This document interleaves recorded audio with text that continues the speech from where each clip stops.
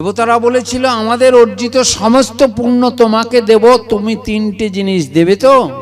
তাহলে দিয়েটে আমরা এই দেবলোক ত্যাগ করব, দেবত্ব দেহ ত্যাগ করব। দেখেন আপনারা যে দেবতার পূজা করেন সেই দেবতারা বলছে আমরা দেবলোকে থাকবো না, দেবত্ব দেহে থাকবো না, এই ভোগ দেহ নিয়ে আর এখানে বিচরণ করব না। তাহলে তোমরা দিতে চাইছো কেন? গোবিন্দ জিজ্ঞাসা করছে। বলে বুঝেছি প্রভু,